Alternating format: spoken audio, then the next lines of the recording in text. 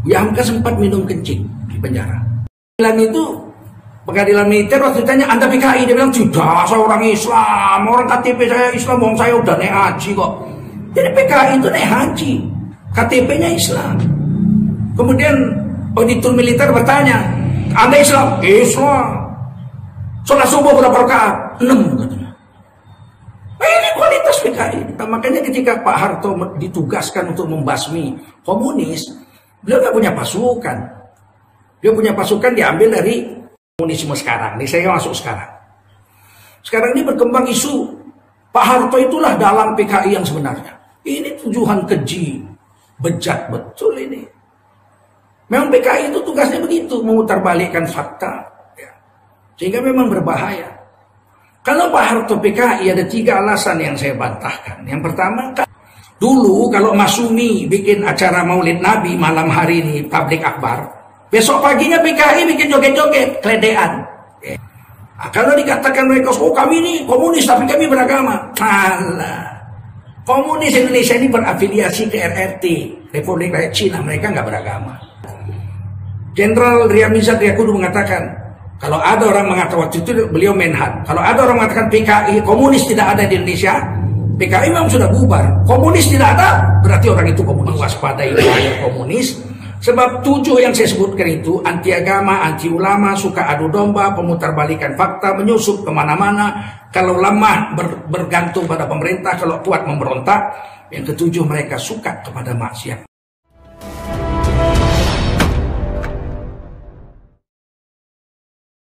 Assalamualaikum warahmatullahi wabarakatuh. Selamat datang di Goofy Channel. Sebelum melanjutkan tontonan ini, jangan lupa tekan tombol gratis subscribe dan like-nya agar admin tambah bersemangat lagi menyajikan konten-konten informasi penting yang viral untuk Anda. Dimulai dari sekarang. 3, 2, 1. Terima kasih. Bicara tentang paham komunis, kita harus melihat 3 bagian. Yang pertama, bagian awal berdirinya. Menurut akte notarisnya, berdirinya Partai Komunis Indonesia itu adalah pada tanggal 23 Mei 1920. Meskipun tahun 1914 sudah dibawa oleh Steve Litt.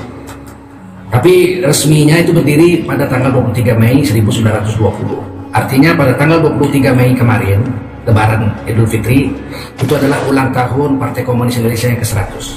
Yaitu pada tanggal 23 Mei 2020.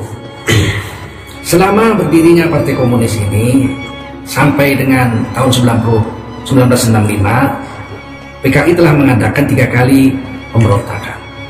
Sekali pada tahun 1926 pada masih zaman Hindia Belanda. Kemudian pada tahun 1948 bulan Oktober. Biasanya itu memang gerakan komunis itu mainnya itu di Oktober. Di mana-mana itu. Di Soviet juga mainnya Oktober.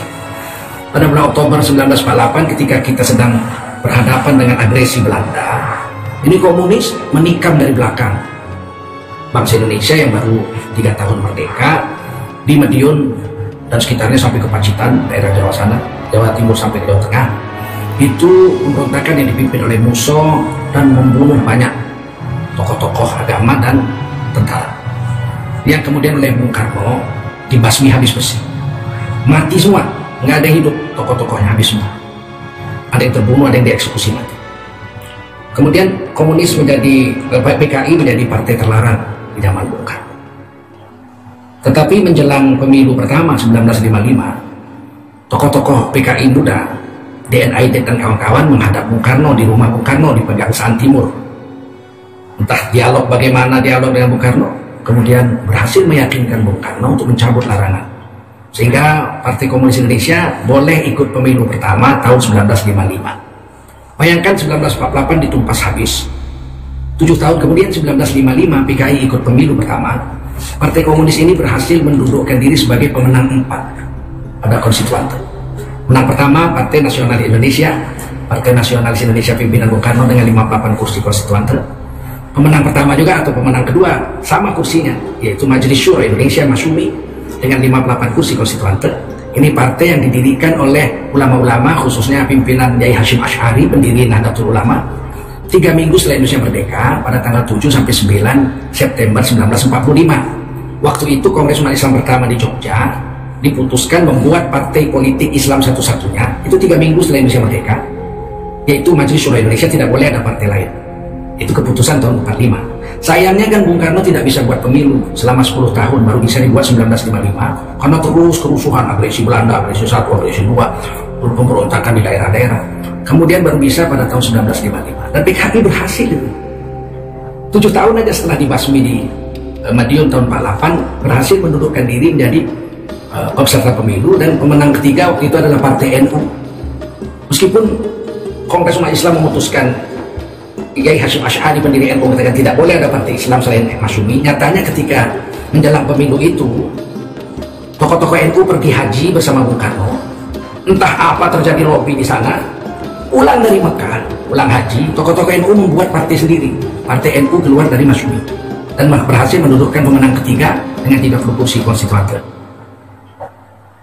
Kemudian PKI dengan 28 kursi konstituante. Jadi mereka itu walau dibasmi tahun 48, 7 tahun kemudian sudah berhasil juara 4 dalam pemilihan pertama, pemilu pertama tahun 1955. Nah, kemudian kita lihat tidak berhasil membuat undang-undang dasar yang permanen, sebab waktu itu undang-undang 45 dianggap sebagai undang-undang dasar sementara tanda kutip. Tidak berhasil selama 4 tahun. Wah, itu bergumul terus, tidak mendapatkan suara yang mayoritas. Ketika dibuat undang-undang dasar Islam oleh Masyumi, diveto oleh PKI, diveto oleh PNI, waktu itu nggak berhasil. Sampailah 1959. Sudah ada sepakat sebetulnya, Maret 1960, masa akhir konstituante, akan dibuat itu draft undang-undang dasarnya itu. Tapi keburu Bung Karno mengeluarkan dekret presiden 5 Juli 1959, kemudian membubarkan konstituante, kemudian Bung Karno jadi presiden tanpa konstituante. Jadi MPR itu waktu itu dibubarkan oleh Bung Karno. Pada tahun 1960 itu kemudian terjadi pergumulan politik yang begitu dahsyat. Bung Karno mengeluarkan kebijaksanaan Nasakom, nasionalis, agama, dan komunis. Waktu itu yang mendukung Nasakom adalah yang pertama nasionalis, kelompok nasionalis diwakili oleh Partai Nasionalis Indonesia, pimpinan Bung Karno. Kemudian agama, nasionalis agama. Agama itu diwakili oleh Partai NU. NU bersedia duduk di Nasakom bersama PKI. Ya, bersama komnya itu diwakili oleh PKI, partainya DNID. Jadi Nasakom itu PNI yang mendukung Partai NU, dan yang ketiga adalah Partai PKI pimpinan DNID. Masyumi menolak. Resikonya kemudian Masyumi ini disingkirkan dari panggung politik Indonesia dan kemudian dibubarkan oleh Bung Karno pada tahun 1960. Pada saat itu pengaruh PKI luar biasa. Ulama-ulama yang tidak ulama NU itu ditangkap. Buya Hamka, Syekh Isa Ansori, kemudian Muhammad Nasir, pimpinan Masyumi. Di Medan itu pimpinan Masyuminya Syekh paling berpengaruh, Syekh Arsyad Talibudis, penjara. Jadi seluruh Indonesia itu ulama-ulama yang bukan NU itu dianggap anti Nasakom, yang ditangkapi dan memang tidak diadili, tangkap aja. Buya Hamka itu 2 tahun. Menurut adik sepupu Buya Hamka, Buya Bakhtiar yang tinggal dengan bapak saya, yang mengazankan saya waktu saya lahir, anaknya kolonel namanya Buyung, itu orang dekat Bung Karno, intelijen Bung Karno, membolehkan Pak Bakhtiar ini, Buya Bakhtiar, melihat Buya Hamka di penjara, sempat minum kencing. Buya Hamka sempat minum kencing di penjara. Karena begitulah memang parah, tapi tidak pernah diadili, apa salahnya, pokoknya tangkap. Sampai puncaknya Oktober, memang biasanya itu Oktober, gerakan 1 Oktober kan tengah malam, 30 September tengah malam sudah 1 Oktober. Memang gerakan komunis itu Oktober, di mana-mana gitu. Dan Bung Karno menyebutnya gestok, gerakan 1 Oktober. Itu diculiklah Panglima Pangat, Menteri Angkatan Darat waktu itu dibunuh, Jenderal Ayani, dengan asisten-asistennya. Ya. Kalau kita lihat deputi Menpangat itu ada 3, deputinya Ayani, Jenderal Ayani itu 3, deputi 1 Mursyid. Ini aman, ini nggak kena, nggak dibunuh. Tapi Mayor Jenderal Suprapto, deputi Menpangat 2 dengan deputi Menpangat 3, yaitu MT Haryono, itu dibunuh PKI, diculik oleh orang yang menamakan PKI, sebetulnya orang-orang Cakrabilawa pas Pampres waktu itu, orang dekat Soekarno, yaitu Letnan Kolonel Untung, diculik. Dan itu saksi sejarah masih itu, anak-anak beliau ini masih hidup. Dan Jenderal Nasution pun serang juga, beliau sempat loncat dari pagar belakang, tapi anak beliau, adik Irma Suryani Nasution, syahidah, wafat waktu itu sebagai syuhada, syahidah umur 6 tahun, ditembak oleh komunis. Kemudian Jenderal Nasution selamat. Nah, ini ceritanya. Orang-orang penting, asisten-asisten itu seperti S. Parman itu asisten intelijen. Itu dibunuh juga. Beliau ini asisten intelijen TNI AD. Beliaulah yang ditugaskan oleh Ayani untuk mendata siapa-siapa orang PKI. Ketika itu terjadi konflik besar karena Subandrio pulang dari Mesir bawa dokumen. Katanya dokumen Dewan Jenderal itu. Bahwa Angkatan Darat sudah membentuk Dewan Jenderal mau menggulingkan Soekarno. Tetapi kemudian ketika Presiden Bung Karno memanggil Ayani mengatakan ini isu yang ada Wanjakti, Dewan Jabatan Tinggi TNI untuk menentukan siapa jadi pejabat-pejabat itu ada Dewan Jenderal-Jenderal yang memilih siapa-siapa orang untuk duduk depan jabatan-jabatan penting TNI. Wanjakti itu sampai sekarang masih ada. Bukan nggak ada itu Dewan Jenderal itu. Dan Bung Karno waktu itu ingin memberangus ini orang-orang ini tapi tidak terjadi juga. Sampai terjadi pemberontakan minus Deputi Menpangat 1 Mursyid. Jenderal Mursyid aman. Pak Harto waktu itu tidak masuk dalam mula-mula dalam sejarah itu. Harto masuk juga namanya, tapi kemudian dicoret. Ini jenderal, kalau zaman sekarang disebut jenderal abal-abal lah Pak Harto itu. Jenderal yang disingkirkan menjadi Pangkostrat, dan saya selalu ceramah di Pangkostrat itu. Waktu zaman Pak Harto itu dan saya selalu bertanya sama Pak Harto juga tentang itu. Pangkostrat itu dulu jabatan tidak penting, jabatan buangan. Hanya diberi tukang ketik, diberi ajudan, diberi beberapa orang staf, diberi supir, diberi kantor. Pasukan nggak punya, apa-apa nggak punya. Pasukannya ada di kodam-kodam. Makanya ketika Pak Harto ditugaskan untuk membasmi komunis, beliau nggak punya pasukan. Dia punya pasukan diambil dari RPAD, RPK waktu itu. Kolonel Sarwedi, pasukan RPK yang bergerak. Dibantu dengan HR Darsono, Panglima Siliwangi waktu itu, untuk membasmi komunis itu. Tidak ada apa-apanya Pak Harto, makanya tidak masuk target dibunuh. Sekarang ini kan berkembang nih isu, ini makanya kita perlu mewaspadai komunisme sekarang. Ini saya masuk sekarang. Sekarang ini berkembang isu Pak Harto itulah dalang PKI yang sebenarnya. Ini tujuan keji, bejat betul ini. Memang PKI itu tugasnya begitu, memutarbalikkan fakta, ya. Sehingga memang berbahaya. Kalau Pak Harto PKI ada 3 alasan yang saya bantahkan. Yang pertama, kalau Pak Harto itu memang tokoh PKI, tokoh sentral PKI, maka selama 32 tahun Pak Harto jadi presiden, nggak mungkin dia nggak jadikan negeri ini jadi PKI, nggak mungkin negeri ini tidak dijadikan komunis oleh Pak Harto. Minimal yang baik sama komunis. Nyatanya pada tahun 1967, bulan Oktober juga itu, Pak Harto memutuskan hubungan diplomatik dengan Republik Rakyat Cina. Karena komunis Indonesia ini afiliasinya bukan ke Soviet, tapi afiliasinya ke Cina. Cina, PKI, komunis yang ateis. Dan brutal ini, banyak sekali membunuh orang. Jadi komunis Indonesia, DNID itu afiliasinya ke RRC, Republik Rakyat Cina. Sudah ada poros waktu itu zaman Bung Karno itu 3 poros, Jakarta, Pyongyang, Peking.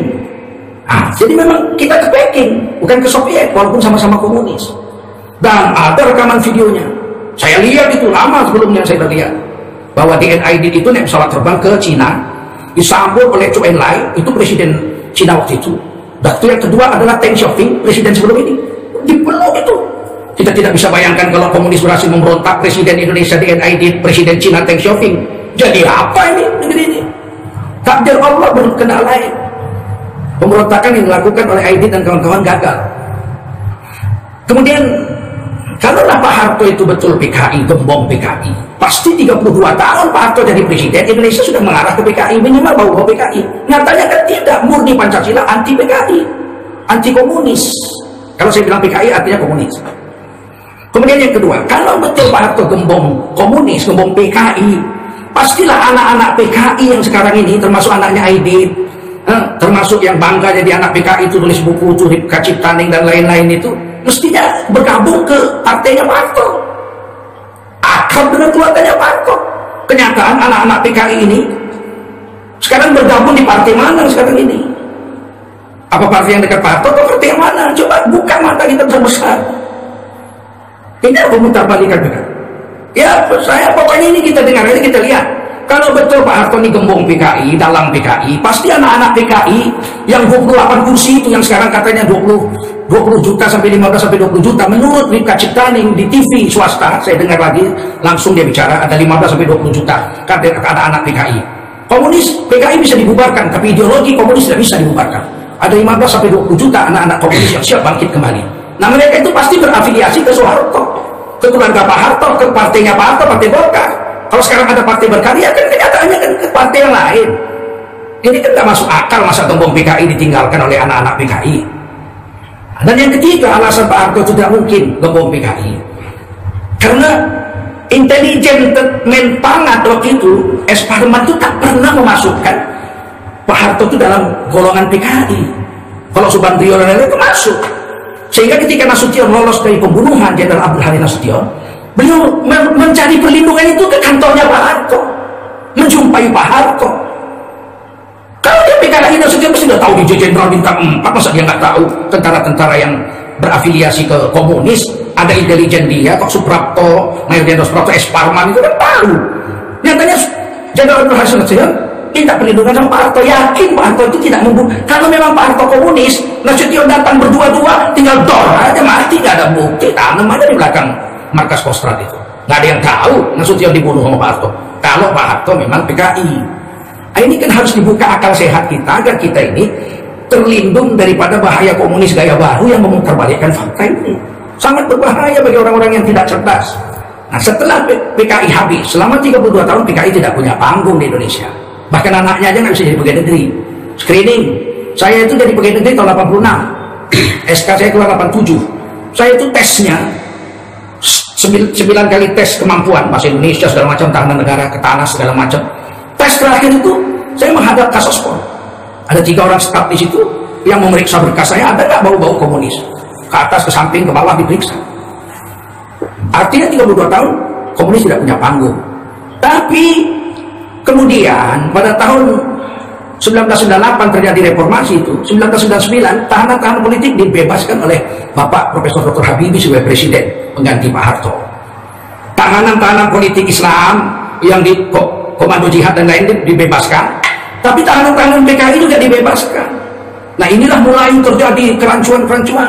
Subandrio, tokoh PKI yang dipenjara, itu di pengadilan itu, pengadilan militer waktu ditanya, Anda PKI? Dia bilang, sudah, saya orang Islam. Oh, KTP saya Islam, saya udah naik haji kok. PKI itu naik haji, KTP-nya Islam. Kemudian auditor militer bertanya, Anda Islam? Islam. Sholat subuh berapa rakaat? 6. Ini kualitas PKI. Dan ketika di penjara, saya itu masih ingat betul siaran TVRI ketika Subandrio kawin di penjara, menikah di penjara, ya di Cipinang penjara, kawin, disiarkan di TVRI. Saya melihat itu siaran langsung itu. Diwawancara dia bilang apa?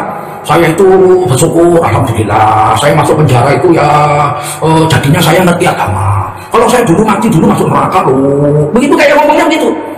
Alhamdulillah saya masuk penjara, saya belajar ngaji, udah bisa baca Quran. Yang sekarang saya menikah, ya saya itu bersyukur bisa belajar agama, dulu nggak tahu agama. Tobatlah kira-kira begitu. Begitu keluar dari penjara ngarang buku bahwa PKI itu korban, bukan pelaku pemberontakan. Nah, saya pernah berdialog dengan Abang Anda AM Fatwa yang ketika itu di penjara juga di zaman Orde Baru. Beliau sempat berbicara dengan Kamaruzzaman, ya, salah satu pentolan PKI, dan mengatakan memang PKI memberontak. Kamaruzzaman pun mengatakan iya. Padahal dia nggak setuju, nunggu sebentar lagi, belum mateng, tapi Aidit waktu itu nggak sabar melakukan pemberontakan itu, dan akhirnya habis, gagal pemberontakan itu.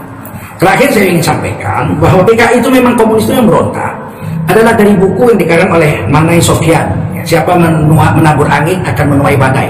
Ini orang tua kandung dari Sofan Sofyan, anggota DPR RI dari fraksi PDI yang wafat ketimpa motor gede waktu jalan naik motor gede ke Jawa. Jadi Manai Sofyan menulis satu buku, siapa menabur angin menuai badai. Di situ dia ceritakan bahwa setelah PKI memberontak dan menguasai RRI, Letnan Kolonel Untung itu membuat pengumuman propaganda. Jadi dari dulu itu sudah ada memang propaganda PKI ini, komunis ini. Apa yang dia umumkan di dalam buku Manai Sofyan itu, dan bapak saya memang ceritakan pada saya itu dari siaran radio RRI. Begini ceritanya. Untung mengumumkan bahwa Dewan Revolusi telah menguasai RRI, menguasai negara Indonesia, maka didukung oleh tokoh-tokoh agama dan tokoh-tokoh nasional. Di antaranya Ria Kudu, Brigadir Jenderal Ria Kudu dari Lampung. Ini bapaknya kandung daripada Jenderal Ria Mizat Ria Kudu, mantan Kasat ketika zaman Ibu Megawati. Jadi Jenderal Ria Mizat Ria Kudu ini punya bapak namanya Brigjen Ria Kudu. Itu masuk dalam pengumuman Untung di RRI bahwa Ria Kudu ini PKI, komunis yang mendukung gerakan pemberontakan G30S PKI menurut kita, Gestop menurut Bung Karno. Kemudian paman guru saya, Syekh Sirajuddin Abbas, Ketua Persatuan Tarbiyah Islamiyah, pernah jadi menteri juga zaman Bung Karno, itu disebut sebagai tokoh agama yang komunis. Ini propaganda sesat, fitnah yang dilakukan oleh komunis PKI. Jadi dari dulu memang kerjanya begitu, memutarbalikkan fakta. Sehingga kalau sekarang diwaspadai ini komunis akan memutarbalikkan fakta sebagai korban dan sebagainya, itu jangan dibilang tidak ada. Jenderal Riyamizat Yakubu mengatakan, kalau ada orang mengatakan, waktu itu beliau Menhan, kalau ada orang mengatakan PKI komunis tidak ada di Indonesia, PKI memang sudah bubar. Komunis tidak ada, berarti orang itu komunis. Terakhir saya tutup, ciri-ciri komunis yang perlu diwaspadai. Paham komunis yang pertama itu anti agama. Ada bilang, wah ini hari saya baca ini tulisan orang yang mengaku sebagai tokoh Ansor, pemuda Ansor, mengaku itu aktivis Ansor. Dia bicara, dia katakan apa? Aidit itu orang yang soleh, namanya Ahmad Aidit ini, orang yang soleh, khatam Quran, rajin baca Quran segala macam lah pokoknya. Hanya dibuat-buat ini oleh Pak Harto bahwa PKI komunis ini adalah jahat. Kalau memang Pak Harto yang buat-buat, bagaimana dengan komunis yang ada di Pol Pot, yang ada di Kamboja bunuh 3 juta orang, apa itu diinisiasi Pak Harto juga? Komunis yang ada di Albania, komunis yang ada di Soviet, apa itu diinisiasi Pak Harto juga? Ini kan satu fitnah. Ciri-cirinya anti agama. Yang kedua, anti ulama. Pasti ulama akan dibusuk-busukkan supaya apa? Supaya tidak diakui oleh umatnya, umat Islam. Yang ketiga adalah mereka ini suka adu domba. Itu selalu diadu domba, ini dengan ini diadu domba. Sekarang ini kita kelihatan ini. P3 pecah, Golkar pecah, PKB sempat pecah. Ya begitu, memang begitu. Memang ada adu domba. Kemudian pemutarbalikkan fakta, seolah-olah PKI itu bagus, komunis itu bagus. Menyusup ke pemerintahan, sebagaimana dulu Aidit itu buat upacara nasional komunis PKI, ulang tahun PKI di Gelora Senayan Jakarta. Itu Bung Karno hadir, dan Bung Karno pidatonya mengatakan itu subur-suburlah PKI, subur-suburlah PKI. Itu dipendam video itu oleh Pak Harto. Mikul dhuwur mendem jeruk, nggak mau membuka aib atasan, simpen itu video, disimpan 32 tahun oleh Pak Harto. Sekarang itu muncul ini. Dulu saya tanya kenapa ini nggak terbongkar. Sudahlah, orang sudah wafat, kita tutup saja, sudah begitu mulianya. Tapi itu sekarang diputarbalikkan. Betapa dekatnya Aidit dulu dan kawan-kawannya dengan Bung Karno sehingga bisa mempengaruhi kebijaksanaan mereka memang menyusup. Kemudian apa? Kalau lemah bergabung di pemerintah, kalau udah kuat akan memberontak. Terakhir, ciri-ciri komunis itu, mereka itu suka maksiat. Dulu kalau Mas Sumi bikin acara Maulid Nabi malam hari ini, tablik akbar, besok paginya PKI bikin joget-joget, kledean, enjer laki-laki perempuan joget. Atau malam yang sama, ini misalnya Muhammadiyah bikin tablik akbar ini tentang Maulid Nabi, nggak jauh dari situ mereka bikin panggung joget-joget, kledean kata orang Jawa. Memang dari dulu begitu. Mereka itu memang suka maksiat. Orang main judi difasilitasi, orang mabuk difasilitasi. Karena bagi mereka nggak ada haram halal, karena mereka nggak mau beragama. Kalau dikatakan mereka, oh kami ini komunis tapi kami beragama, kalah. Komunis Indonesia ini berafiliasi ke RRT, Republik Rakyat Cina, mereka nggak beragama. Makanya nggak heran kalau ada tokoh-tokoh Indonesia sekarang yang nggak percaya hari kiamat. Hari kiamat itu dongeng-dongeng aja gitu. Itu hanya ramalan-ramalan saja. Udah kelihatan mereka nggak suka agama. Nah, ini aja saya pikir maka kita wajib mewaspadai komunis. Sebab 7 yang saya sebutkan itu, anti agama, anti ulama, suka adu domba, pemutarbalikan fakta, menyusup kemana-mana. Kalau lemah bergantung pada pemerintah, kalau kuat memberontak. Yang ke-7, mereka suka kepada maksiat-maksiat. Alangkah bahagianya Indonesia yang berdasar ketuhanan Maha Esa, yang menjamin tiap-tiap warga negara untuk memeluk agama dan menjalankan agamanya 100%. Kalau ada satu kekuatan yang anti agama dan komunisme ini. Dan alhamdulillah, TAP MPRS nomor 25 masih berlaku sampai sekarang. Komunisme, ateisme, PKI, komunisme, ateisme, dan Leninisme. Assalamualaikum warahmatullahi wabarakatuh. Kaum muslimin muslimat dimanapun Anda berada, mari kita bantu dan sokong perjuangan dakwah, pendidikan, dan santunan duafa kaum yang lemah dan orang-orang miskin yang dikelola oleh Yayasan Barokah Sumatera Utara melalui rekening Bank Syariah Mandiri nomor rekening 762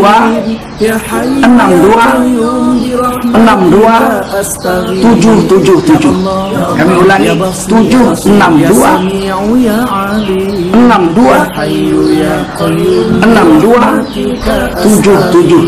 Insya Allah sekecil apapun yang Anda dermakan bermanfaat untuk kepentingan agama kita dan kepentingan perjuangan kekuatan dakwah dan pendidikan Islam di Sumatera Utara, di Medan, dan umumnya di seluruh negara kesatuan Republik Indonesia. Saya, Zulkarnain, Ketua Yayasan Barokah Sumatera Utara, mengucapkan terima kasih. Ajarakallahu fima aqaita wa barakallahu fima abqaita wa ja'alallahu laka tahura insyaallah minal aminin walhamdulillahi rabbil alamin. Wassalamualaikum warahmatullahi wabarakatuh.